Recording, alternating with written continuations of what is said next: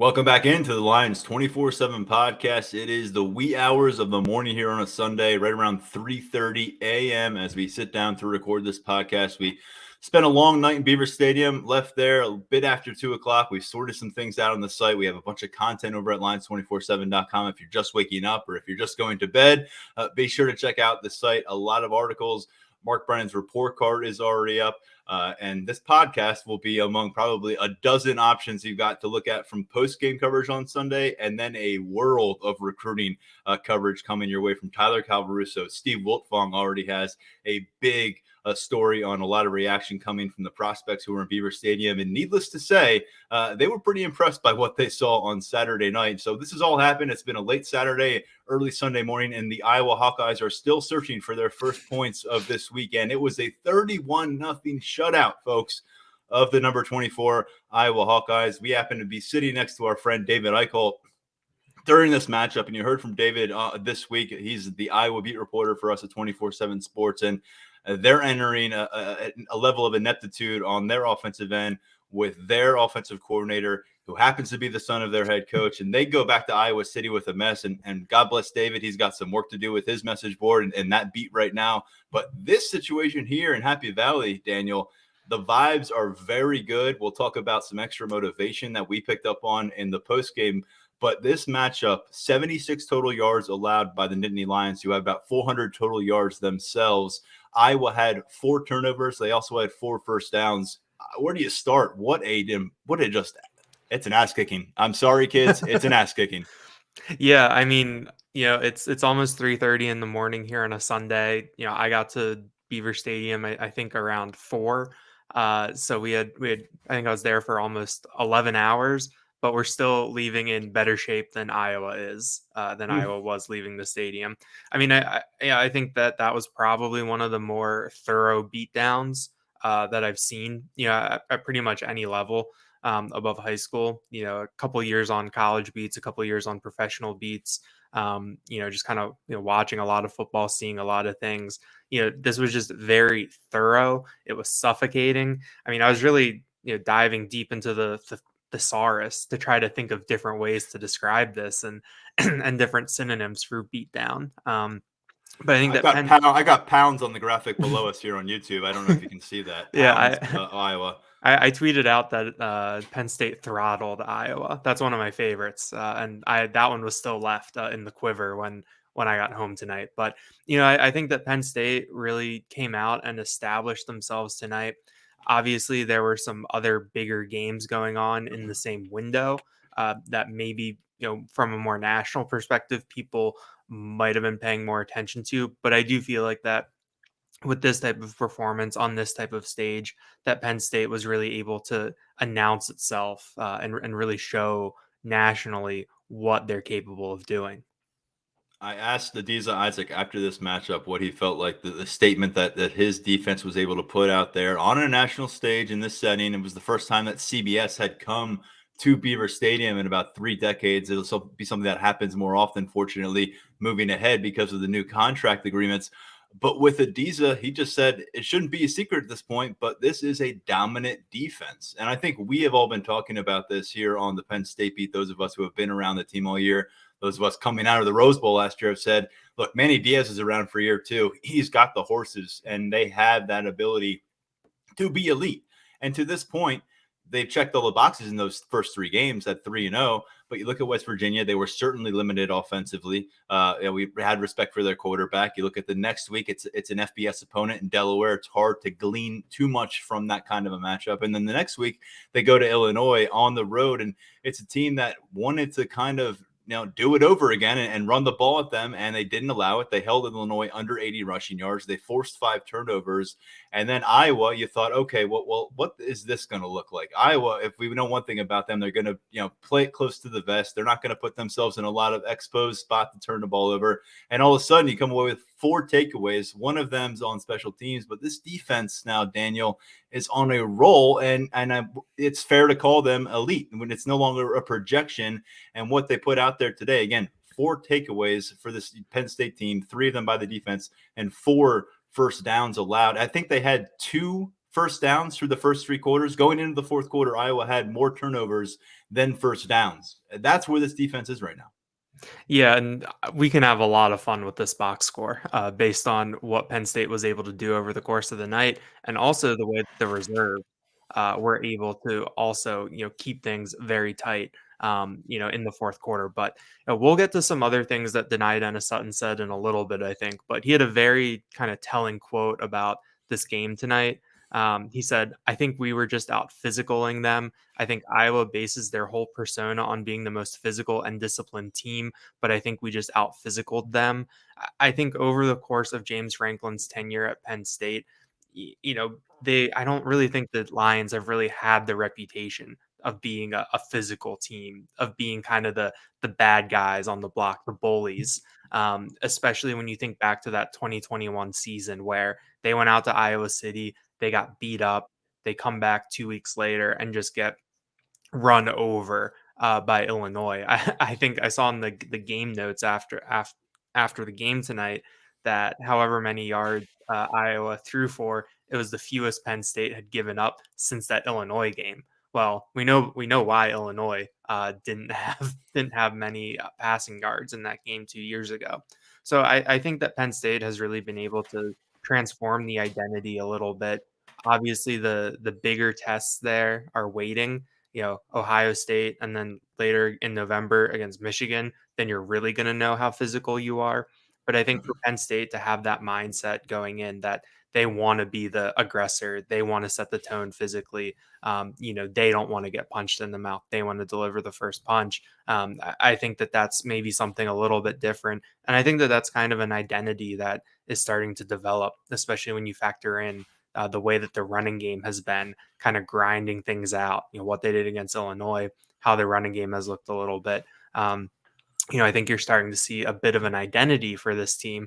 And I don't think it's necessarily what we thought it was going to be coming into the year, but it's gotten them to 4-0. It got them to a really impressive victory. So I think it's got them in a good spot.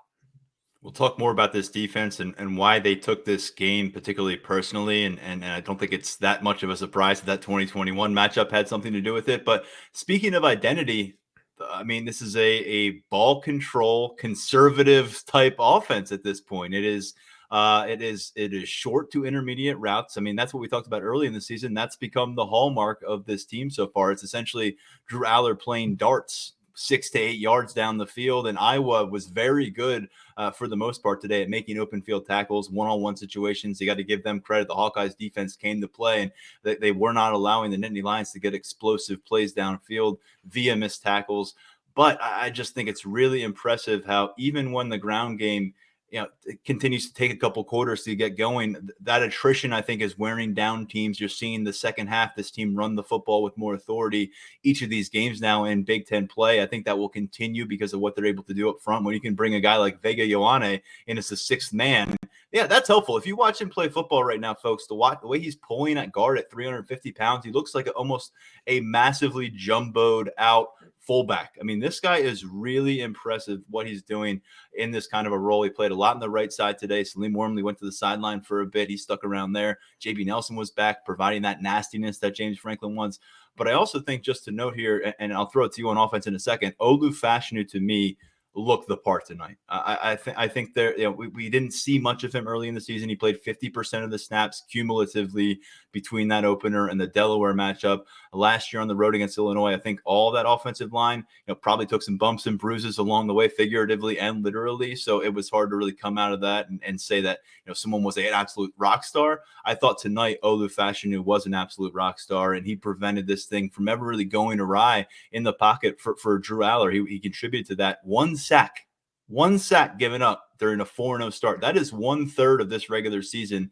1 sack, 0 turnovers by an offense that has probably featured 7 to 8 offensive linemen with consistency for these 4 games. Hasn't really found its groove at the wide receiver position yet. Is still really trying to get revved up at running back, and has a first-year starting quarterback behind center. Yeah, it's a lot of different pieces right now, but yeah, I think that the pass protection, the marriage between the pass protection and Drew Aller's ability to navigate the pocket, I think is a very, very dangerous combination for defenses. The fact that you're giving Drew Aller time, and then coupled with the fact that he's got his eyes downfield, he's looking for guys to get open, and he's usually going to make either the right decision or the safest decision. I think that has really helped the offense stay on schedule. And I think when we go back to watch this, I think the offensive line and Olu are definitely something that I'm going to keep an eye on. I'm also really curious to watch back. Speaking of wide receivers, looking at Keandre Lambert-Smith, I got a text from someone tonight who watches a lot of football, and he said that he felt that Keandre Lambert-Smith really cooked Cooper DeJean out there. And we know that that Iowa defensive back is regarded as one of the best in the nation. So I'm really curious to look back at that. And then, kind of filtering out the rest of that room and figuring what is going on. But, I think that over these past couple of games, you've really seen the full breadth of what Penn State can go to. We saw a big game from the tight ends tonight. We saw 3 touchdown passes to the tight ends. And then Theo Johnson, I believe, had 6 catches for his most productive night of the year, at least catch wise. So I think Penn State can beat you in a couple different ways. They can come in with different game plans depending on what you're going to throw at them as a defense. And they have enough options, enough players, enough playmakers that, any type of game you want to throw at them, they can adapt, they can move things around, and they can try to make things happen. Did we mention that this was a really interesting stat sheet and box score post game? Drew Aller, how about this stat line? 25 of 37, 4 touchdowns. How many yards do you think he got? 166. If I give you that stat line, 25, 37, 4 touchdowns, you're probably thinking, how far over 300 yards was he? He was at 166 yards tonight, almost 70% completion. Good to see him bounce back from dipping under 50% on the road against Illinois, who, again, led by Johnny Newton in the middle of that defense. We're probably not going to see many defensive lines play that well against this Penn State team as we did on the road last Saturday. In this particular case, I thought with Aller, there were a couple passes where, whether it was miscommunication or it was just a mistake on his part, they were up there for grabs. I mean, if an Iowa defender had been at the right spot at the right time, maybe momentum could have been shifted. It didn't happen. And again, to make it unscathed now through 14 different college appearances, 4 of them being a start, it's just really impressive that he has not thrown any kind of interception. He has not fumbled the ball. And again, this goes to probably the fact that he's been fairly well protected. But I think what stands out to me is his sense for the game. He has the peripheral feel for where the pocket is shifting, where it's closing on him, and whether that's from the left, the right, in front of him, behind him, and he reacts accordingly. And I think James Franklin referenced this tonight in his post-game comments, is the throwaways that he's done. Some of them are out of bounds. He'll chuck it into the stands, essentially, throw a bomb to Tank Smith. I think that was a couple weeks ago to the sidelines. Mm-hmm. Or he'll just find an area where there's some space, and you can pretty much throw a long extended spike of the football where you're not getting called for a penalty for it because there's someone in the vicinity. And I think that's really impressive to start to get that Drew Aller has a feel for this football game. When Iowa's moving as fast as they are, they're bringing what they bring from a personnel and schematic standpoint on that side of the football. He talked about it all week, did Drew. He had a lot of respect for them. Even as a kid, he remembered Iowa being that punishing defense that just frustrates you as a quarterback. And I'm sure he experienced a lot of that firsthand, but he comes out of it relatively unscathed, doesn't put up the firework numbers, but those 4 touchdowns will work just fine. That matched his entire touchdown total from the first 3 weeks. And more impressive than anything, he is avoiding the mistake and the kind of catastrophic issue that would give an Iowa Hawkeyes team any sense of a pulse or breath of life in this game. He never served it up for them, and they were toast. Yeah, I think when you talk about Drew Aller avoiding mistakes, the one play that pops out to me is he threw that absolute rope across the middle to Theo Johnson, where if Theo Johnson doesn't, extend up to grab it, that's probably a pick to the safety.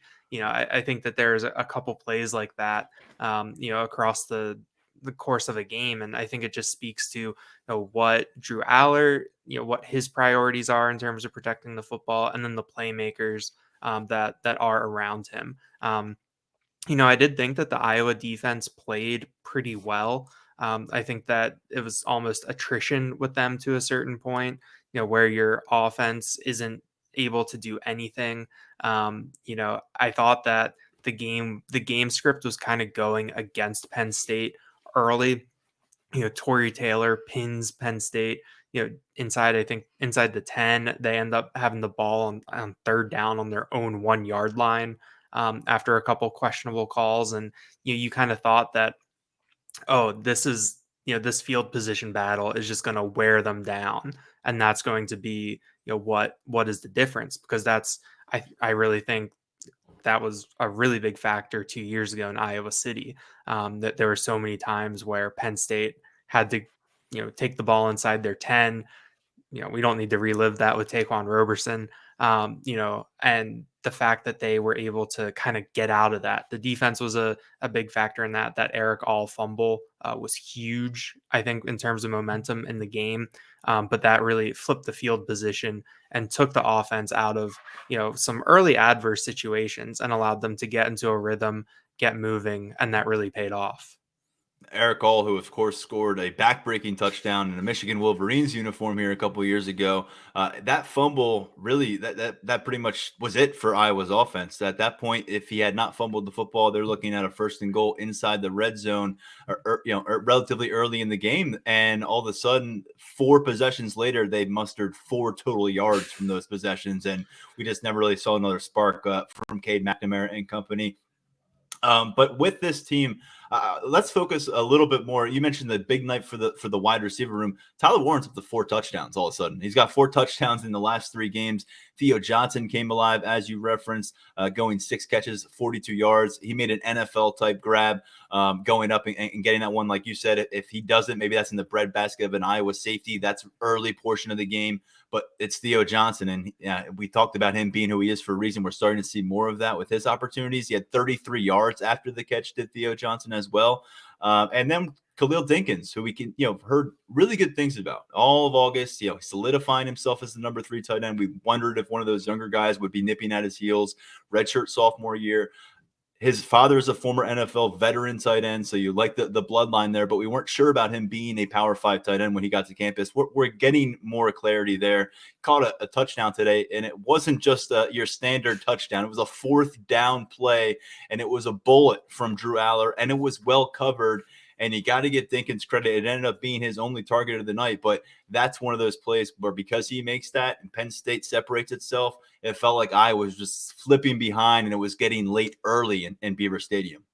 Yeah, I think you saw the margin going to 10 points and you're kind of like, okay, Penn State might have them where they want it. And then as soon as you got to 17 points, you could just feel, things slipping away from Iowa. But, that play that Khalil Dinkins made, just a really, really nice catch, in just a really, really big spot. I mean, if Penn State doesn't convert that 4th down, then it's, why didn't you take the points? It opens up all the questions. I also thought that it showed how confident James Franklin was in his defense to go up against Iowa's offense, where they were, fine with that risk right there. But that was a really great play by Dinkins. Gives them that 10-0 lead. I felt that anything more than 2 scores against this Iowa team, they weren't going to be able to come back from it. And that really, really bore out as it went on. After the game tonight, I was thinking back to that 2021 game, and I was going through some old text messages. And I think that I referred to watching Spencer Petras play football as watching late stage, like 2020 Carson Wentz play football. Like I was there in Philly for that season, and it was not fun football. And that's what it felt like watching that Iowa team in 2021. And then you get to what we saw tonight, and that was even worse than that. And I have not been able to think of how to describe that. So it was just like a thing where if you could feel if Penn State could get to 17 points, I think that once we got in the game flow, that really felt like the magic number based on how the offense was playing and the defense. And they got there, and you could feel kind of the air come out of the balloon for Iowa. You're right. It is hard to describe what we saw from Iowa tonight. It's as if you saw saw someone hand the keys to this offense to someone who had not earned that opportunity, and they went toe-to-toe with Manny Diaz in a talented defense, and they got put in their place, and now they got to go back to Iowa City, and they have a lot to sort through. Brian Ferentz, who's on this recalibrated plan to win back the fans in Iowa. This is not going to help that process, and it's getting dicey for them. But getting back to Penn State here, you mentioned the dominance in some of those stats. I'm just going to reference a few more. The time of possession tonight, 45 minutes for Penn State, under 15 minutes actually for Iowa on the evening. Iowa averaged 1.2 yards per rush attempt. You just go through some of this stuff. The total plays is probably what's the most astounding thing here, though. 97-33. I mean, that's essentially tripling up a team, a Power 5 opponent, and a top 25 matchup. I mean, if you look at the score, you think, is this Delaware, Penn State? This is a top 25 matchup where you had people picking Iowa, not just Iowa beat writers picking Iowa. And so this is really the kind of authority that you see from a team that goes to the college football playoff. I mean, when you review a team's journey to the college football playoff or to a national title or to a Big Ten championship or an unbeaten regular season, you look back and you enjoy that journey again. This is part of that. You beat down a team that was supposed to be a threat. And to do it on the road against Illinois and to cover the spread, that's great. But it's Illinois. I know they had the history, but it's Illinois. This is a proven track record of a history. It's been back and forth, and haymakers landed and hearts broken on both sides of the fan bases. So to just absolutely see one team just toss the other out of the moving car tonight and say, we got a season to get to, good luck with your situation. That's what this was. It wasn't a boxing match. It was one team leaving another in the dust, and it just feels like, look, Penn State has earned this, but they get to kind of chill in this beautiful situation for themselves. I know James Franklin doesn't want to hear anything about chilling or taking things for granted, but we can talk about it, okay? The players got to show up and they got to play this football, but they've got Northwestern on the road next weekend, I should say. And Northwestern, I know they came back and pulled off a big-time win against Minnesota today, but that is a bad situation right now. That should not be a tough situation, a major challenge for Penn State. They go into a bye week, and then they come back and they have UMass for homecoming, Daniel. And then things get very serious beyond that. But you've got now a 3-week window that you just bought yourself after a 31-0 win. I'll encourage everyone to go over and check out what recruits are saying about this and expect Penn State to sell the hell out of this on the recruiting shelf for as long as they possibly can. But college football is going to get wacky. Teams are going to go down in bunches. We're going to see 1-loss teams become 2-loss teams and fall out of the college football playoff picture completely before mid-October. And meanwhile, Penn State is on the fast track toward reaching the second half of this regular season in a pole position of sorts. Yeah, I think when you looked at the schedule before the season, you looked at this 2-week stretch that we just finished, where you looked at the trip to Illinois and the home game against Iowa, whiteout or not. You looked at these two games as being potential tone setters or pivot points where, if this team is this, what we think it could be, they're going to be able to get through those games with relative ease. No disrespect to Northwestern or UMass. I know that Northwestern game, it's going to be an 11 a.m. kick, and that's going to have some people a little worried. But things are set up very, very nicely to be 6-0 going into Columbus in October. I think that when you forecasted things out, you looked at that. That's obviously the best case scenario. But I think the fact that the way that Penn State has gotten to this 4-0, exactly, yeah, I think it would be one thing if it was, you eke out a win at Illinois, and then you beat Iowa by like 10 or 8 or 13 or something, and you're just kind of like, yeah, they got the win. But I think that the authority that they've showed, especially on the defensive side of the ball, I think that really speaks to where this team is at right now. I think tonight it was just, you talk about that play count and just how the disparity of it. I mean, if you told us that Penn State was going to run 97 plays against Iowa, like if you told me that at like 10 a.m. today, I would have expected something really weird to happen, and you end up in like a 45-41 type game. Like 97 plays feels like that's like mid 2010s Big 12. in a shootout. I bet you think Drew Aller throws for more than 166 yards too. Yeah, 100%. So I think that they're winning these games in ways that are a little unorthodox, but the red flags aren't there, like that you might see after some kind of weird, wacky win. Like there's been nothing fluky so far. I think that Penn State has gotten some very fortunate bounces. I mean, Riley Thompson punting the ball off the back of an Iowa player. That'll That do. is, that's very fortuitous. But at the same time, like if you're going to compete for a Big Ten title, for a Big Ten East title, for a college football playoff spot, things got to break right. Like that's just, there is an element of luck involved here. And whether or not that runs out, when or if, we'll get to that when it happens. But, I think that Penn State has been very, very good so far. And they've also gotten some really, really fortunate bounces. And that's the formula. So, we'll see, maybe we'll start to get those big plays against Northwestern, those big gains. But I think that Penn State has just been so impressive with just how thorough they've been. And I think that's my biggest takeaway, I think, coming out of tonight.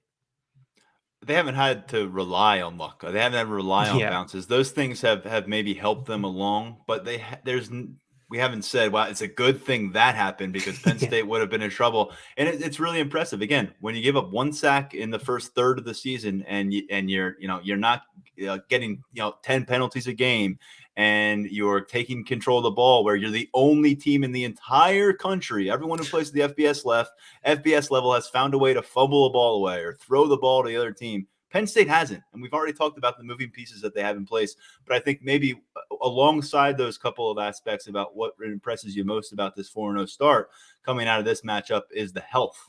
Because as far as we can tell, and we don't quite know right after the game and who wakes up feeling how, what hurts on Sunday morning and what that means.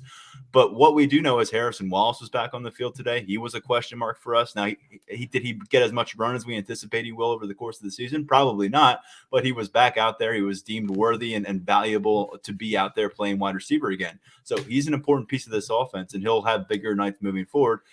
The defense, as you can see, robustly deep.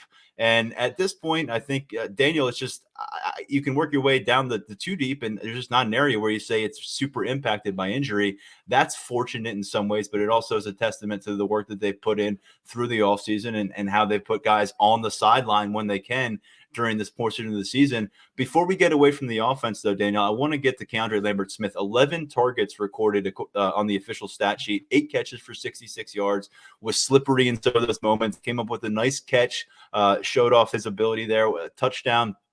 66 yards.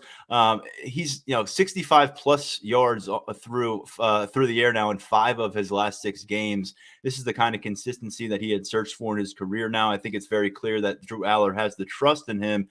Still want to see. I think he fits in that component of the explosive plays. We saw it right off the jump against West Virginia, going 72 yards. But file him and Nick Singleton and among the guys, and Harrison Wallace, I would say, that we know can go long distance, that we're just not seeing it right now.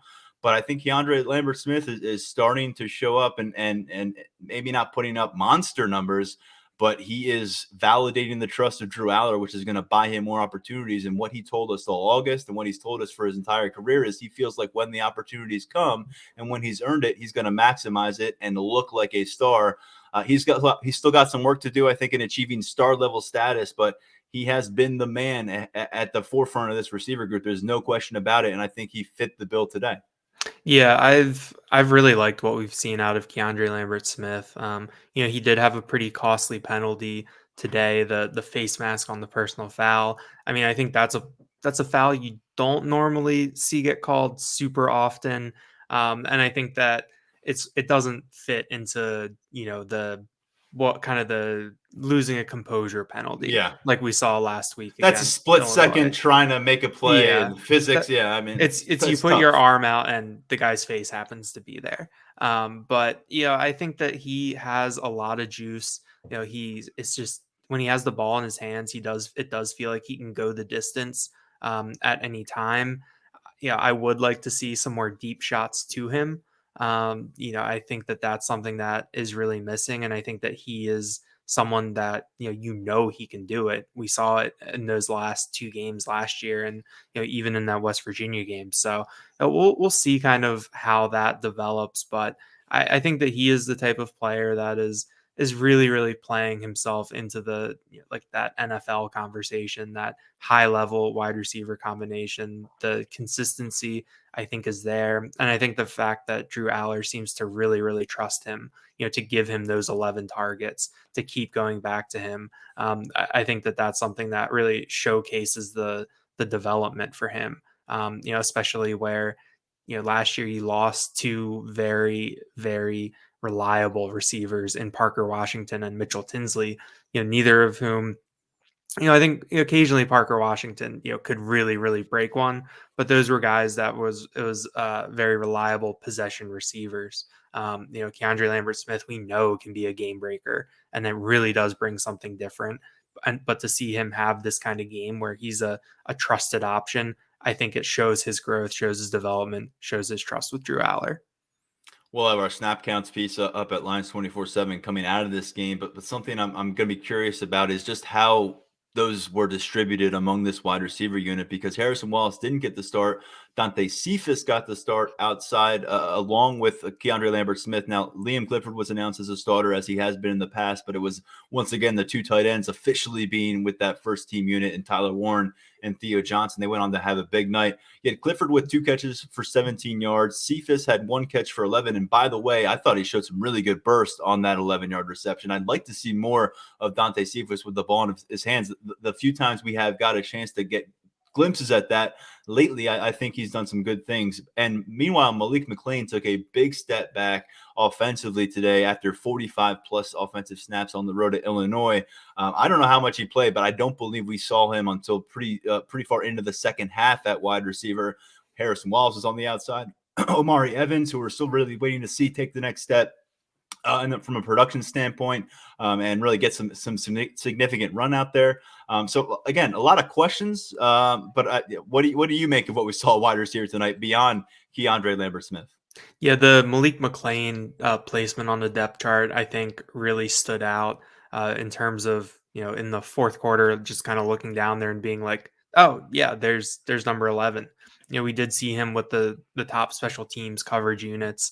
He has seemed to carve out a role there for Penn State. We saw Omari Evans early for the first time this year. In his first 2 appearances, it wasn't until garbage time. So I think to see him get some run early, I think that bodes well to where he's at.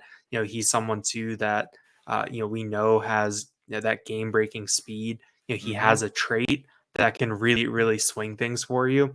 So as he gets more, I guess, back into the swing of things with that top group, what they can do to get him the ball in space. And then I think Dante Cephas is kind of the one that we're all sort of waiting for, to see when does this click, when do they unlock him, and what does that look like?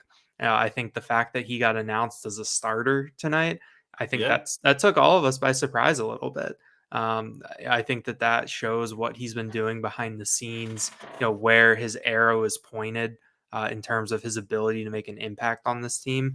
I think that a lot of people thought they wouldn't have to wait until almost October to see an impact. And, maybe we don't see that full impact till October, but it shows that he has been able to work his way into a position where, James Franklin, Marcus Higgins, Mike Yurcich are willing to say, you're going to be one of the first guys out there. You're starting, we're going to put you in that spot. And Cephas, it's worth noting again, he's the only guy out of all the mix of all these different receivers we talked about. He did not get those 15 spring practices in with Marcus Higgins and with Drew Aller. He got here in May, and he had to play catch up coming in from Kent State. So keep that in mind, something to factor in here. And I just think, generally speaking, throwing Caden Saunders, who we saw some limited snaps at wide receiver. We got a little adventurous today for him against an All-American punter, but he came out of it without causing that first turnover of the season at the end of it. But I think this room, when you look at this entire roster and what could happen in the next remaining 8 regular season games and beyond, that's where the on-tap potential is. I mean, Amari Evans, great point. We thought he was the MVP of the blue-white game, and really, by all accounts, hit the summer with a lot of momentum. And then he ends up with the bumps and bruises category coming out of preseason camp and doesn't play in week 1.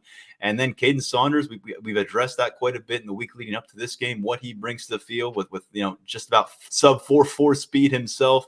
And some electric potential. And it just, you go down the list. Harrison Wallace, 10 catches for 98 yards. That's not who he is. He could be a 4-catch for 130-yard kind of guy when he has the speed, the length. But I don't know. Maybe that's just not this offense, Daniel. I think at the end of the day, though, this is where you could see. I know Nick Singleton, people are saying, when are we going to see like that Nick Singleton from last year with all those long runs? That's not something that is. I think that comes. I'm not really that concerned. To me, the concern is, do we actually see that upswell of talent, come to fruition this year in the receiver room, or do we end up getting to the end of the season and it's been kind of just a revolving audition? And no one really ended up stepping up to win that audition. There's nothing wrong with having an audition right now, 4 games into the season, with the first-year position coach, with all these unproven guys. But I think when you're working your way into post-bye week, post-UMass, on the road at Ohio State, I think you want to have a really strong vision of who's playing, how much they're playing, and how much you can trust them. And it's going to take some time to get to that point. I'd imagine against both Northwestern and UMass, there's going to be a lot of snaps distributed at this position again. And so you're going to have a really good sample size from one half of this season for Marcus Hagans to delve into. And then I'd expect we're going to see a lot fewer of these guys involved. And I think we're going to start to see snaps start to load up on fellas. I just can't point to anybody. It's a week-to-week thing, and we only get our glimpses on Saturdays and Wednesdays. They see each other every day in that facility. Maybe they have a better sense, but between the bumps and bruises, as James Franklin calls them, and the kind of uneven results in game action outside of Keandre Lambert-Smith, it's just one of those things where it could really raise the ceiling of this team, or maybe it just is what it is. And that's kind of what the offense is. But Daniel, let's get the focus back over to defense and finish strong here as we work our way into early Sunday morning. I just am so impressed, not just by the defensive results, but by the way they carried themselves in post game. And if you're looking for any signs of an evolving identity with this 2023 Penn State Nittany Lions team, which again, 6 team captains gone from last year's squad, I was feeling it. I felt like I was around a different team. I felt like I was on a team that had kind of made its impression at this point. And it was because of what these defensive players were saying and because of what they were saying about 2021 and how they carried that in their hearts and with their helmets on Saturday. Yeah, that game 2 years ago in Iowa City, it came up during the week. I think James Franklin was asked about it, I think specifically on Wednesday, and gave kind of a bit of a no comment on it, or was very like, we're focused on the present now. And then after the game today, we're talking to Denai Dennis Sutton in the media room, and he made a comment about in terms of he was asked about what the ceiling of the defense is, and he said that he doesn't know, but he felt like that they came out really, really prepared for this game. He said that James Franklin had hammered it. That's the word that he used, hammered, in it. And he felt like that they, lived up to that expectation. And so, obviously the follow up to that question is, how does he hammer it? And Denai Dennis Sutton brought up the things from 2011, special teams coordinator, 2021, yeah. It's getting late. 2021, LeVar Woods, the special teams coordinator, falling on the sideline when Arnold Ebiketie was, slow to get off the field or couldn't get off the field. Kirk Ferentz explaining the Iowa fans booing the Penn State injuries by saying that, he thought that they smelled a rat. Apparently these were talking points within the Lash building this week in terms of preparation, that it was something that they drew on for motivation, and that it gave them that little extra edge. Denai Dennis Sutton did acknowledge the fact that, you look for anything for motivation, that you try to take any slight, anything, and use that for extra fuel to the fire, which you hear about it all the time, these guys getting motivated by just like the tiniest minor things. obviously what happened in 2021 wasn't that minor of a thing. You think about all the injuries that happened that day, how that game went, what happened after that game. That was a pivot point in the season. I think that that was a game where you really felt the lingering effects in the last year when you talk about how Penn State was approaching things, how that might have changed things when you talk about getting guys reps in different situations. We've seen that carry into this year. So, it got personal for Penn State against Iowa, and they were really able to deliver on that on Saturday night. All right, we got to talk about another defensive end, though, because Chop Robinson spilled the beans in a big way about a lot of this stuff as well. And he, for someone who was actually not on this roster in 2021, he was a Maryland freshman at the time. He talked about how personal he took this. But, Denai Dennis Sutton, the PJ Mustipher, and Devon Ellie's connection with McDonough. There is so much to go into because, there was a lot. This is why I wanted to get this. It was as candid as I've ever heard a Penn State locker room about their motivations for the week. A lot of times, even when there is clearly something that you could be motivated by, we'll still get the 1-0. It's the Super Bowl every week kind of thing. And that's been hammered home for a long time by James Franklin. But you always kind of wonder if they would approach this game differently. And we all knew it was probably going to be the whiteout game. And there was going to be a big focus on this one. And I think Mark Brennan brought it up in the pregame podcast that we had on Thursday and said he just felt and sensed that Penn State truly was going to come out and be able to feed off that in a way that we could all sense upon. And you felt it, you saw it, and then you heard about it.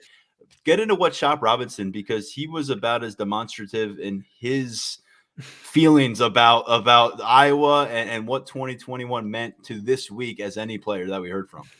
Yeah, so in the Chop Robinson had another great game. He basically lived in the backfield, spent a lot of time around Cade McNamara.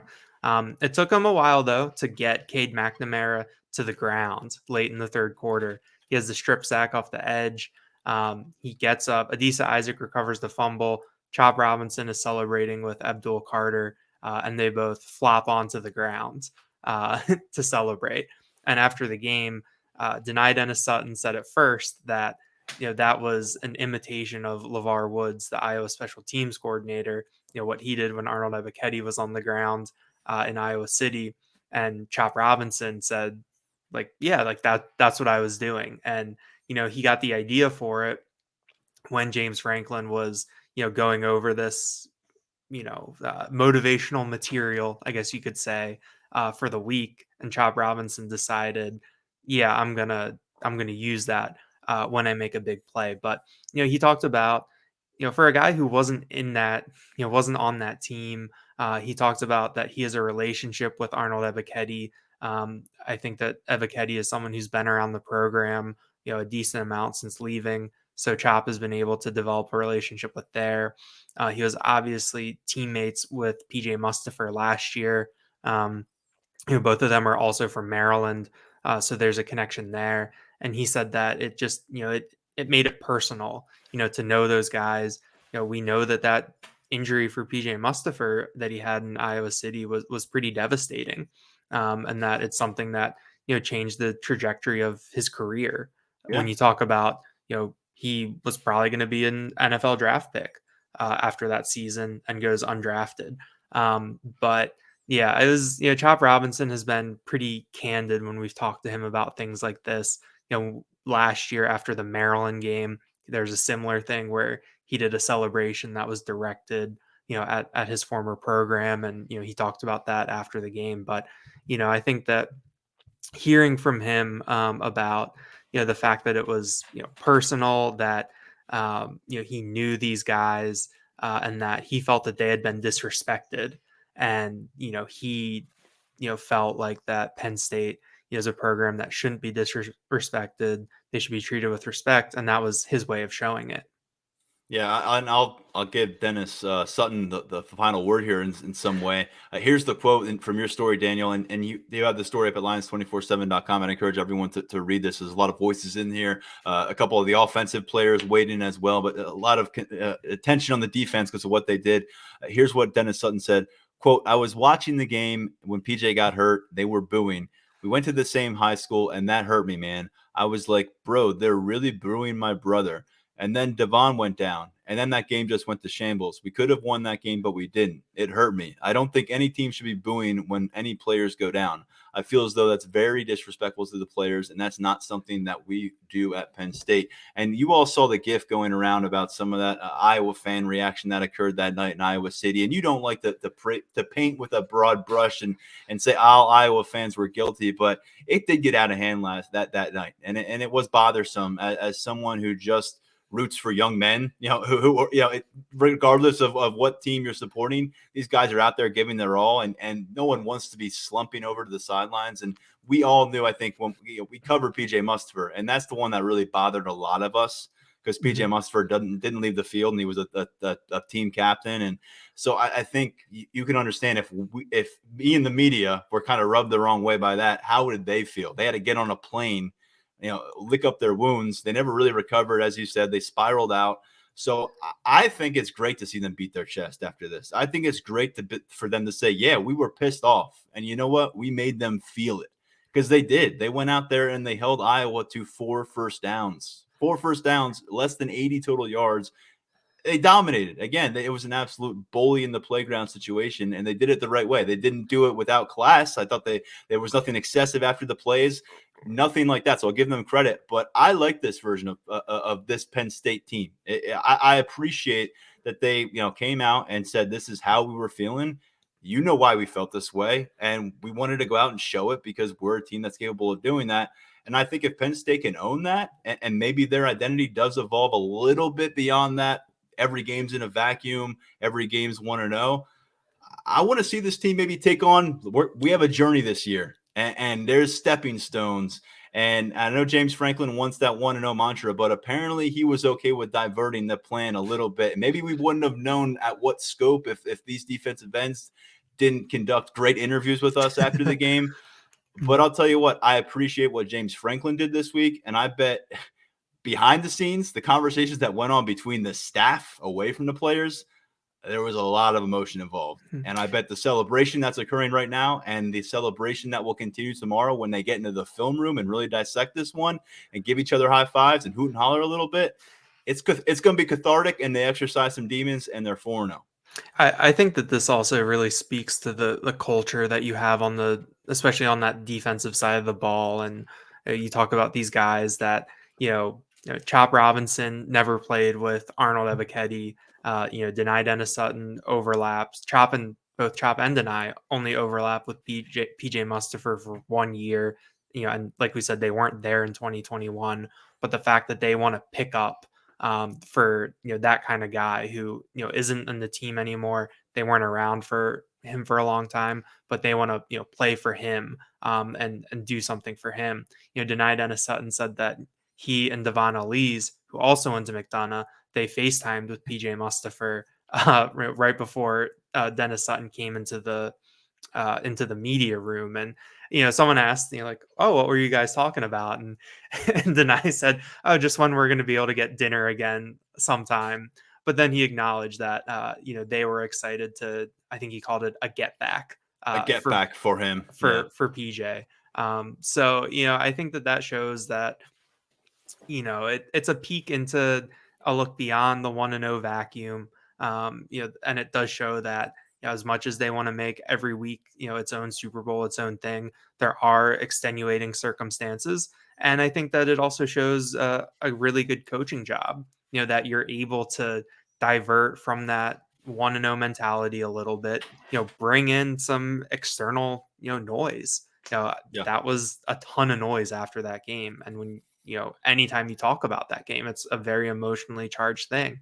And the fact that you were able to channel that and get this result, while using that tactic, I think that that's a great coaching job, from just managing people and managing culture. So, I think that you talk about on-field performance, by the players.